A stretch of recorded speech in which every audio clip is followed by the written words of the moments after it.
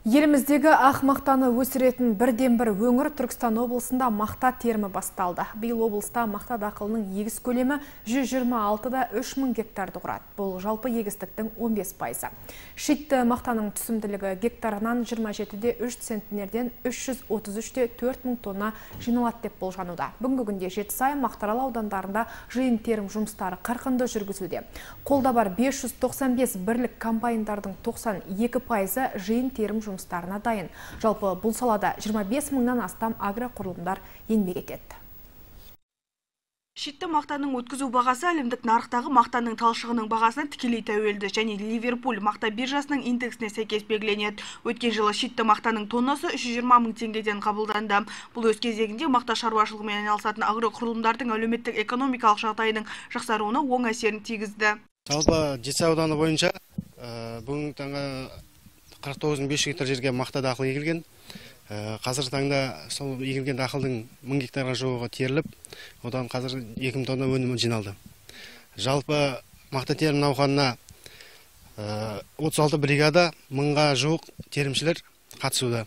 Одан бөлек машина арқылы теру комбайндар 50-ге жуық комбайндар қатысып жатыр қазіргі таңда.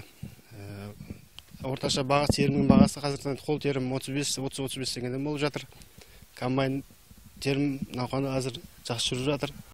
Бүгінгі күнге мақта бағасының 1 тоннасы 374 мың теңгені құрады. Шитті мақтаны қабылдау үшін 18 мақта өңдеу зауытының 209 бірлік мақта қабылдау бекеттері жұмыстарын жүргізеді. Бүгінгі күнде зауыттар тарапынан тауар өндірушілерге жиын терім жұмыстары үшін 150-250 мың теңгеден алдын ала төлем жасалуда. 50 гектардай жерге шамасында мақта егіп жатырмыз. Сорты шиттің сорты Сұлтан. Центнер қазір 20-дан түсіп жатыр. 25-20-дан. Құдай қаласы аржағында тағы да екінші терімге 5 центнерден түссе 30 шамасына жамбалап қаламыз құдай қаласы. Дефиляция түрін қолдандым. Дәрі шаштық. Дроп плюс деген дәрі шаштық. Мемлекет тарапынан күзгі жиын терім жұмыстарына 48 мың тонна жанар жағармай және 522 түрлі минералдың айтқыштарының құнын 50%-ын субсидиялауға бюджеттен 6 миллиард теңге субсидия қаржысы бөлінді. Сонымен қатар 653 түрлі өсімдік зиянкестері мен ауруларына қарсы қолданылатын пестицидтер мен биопрепараттардың құнын субсидиялауға 521,4 миллион теңге қаржы қаралса, агроқұрылымдардың сатып алған тұқымының құнын арзандатуға 600 миллион теңге қаржы бөлінді.